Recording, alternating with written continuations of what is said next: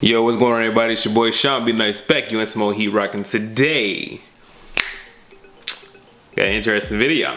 We finally got hands on the Galaxy Fold. Now, a lot of people have actually been waiting to see what this phone is going to look like, actually see it in real world usage. And thanks to the footage you're about to see from Phone of Time, you're going to see how the phone actually is going to look. And I'm going to be real with y'all, man. From seeing actual footage of it up close, got second thoughts about it. Now, I'm gonna be showing the footage as I'm talking. So, and it's not to say that the phone looks, you know, like it looks trash or anything like that, but it's more so just due to the fact of that crease, man. The crease in that screen really throws it off for me, man. Like, here's the thing. If that video wouldn't have come out, Samsung would got like a lot of people, I'm sure, like to go buy this phone in a quick flash in a hurry. But the issue is that now this video already has over 500,000 views in one day, right? So people are not gonna be able to see, like, the phone is not as, what's the word I'm looking for, refined as we would hope so. Like, you know, we were hoping that when Samsung finally came out with that foldable display that unlike most manufacturers, they were gonna have an implementation that works, you know what I'm saying, like pretty well, pretty seamlessly. Now, don't get me wrong, it still looks good, but the crease is noticeable though, you know what I mean? And usually when you're like watching content, you just wanna kinda have a nice, clear, flat image, you know what I mean? Like, we already gotta deal with the curve in the Galaxy phones now, which is not a huge deal, but some don't like it.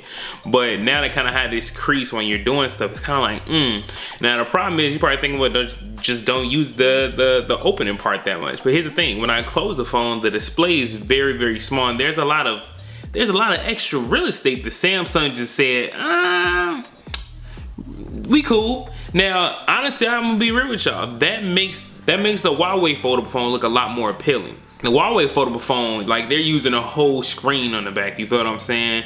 And honestly, from what I'm seeing on the videos that I've seen, the crease doesn't look as pronounced, or maybe it does to some, you know what I mean? And I think the reason why is because instead of like Samsung, when you gotta open it for it to fold, you know what I'm saying? Like this one here on the Huawei foldable phone, it folds like out, right? So like the hinge is like, it's kind of like pushed inwards versus like this way, if that makes any sense. Like, I'm hoping I'm explaining that correctly. I'm hoping I'm explaining to the point you guys get what I'm saying, like inward and outward. For example, I would say the Huawei phone has like an innie, you know what I mean, and the Galaxy phone has an outie or reverse, however we want to look, whatever, man. You get what I'm trying to say.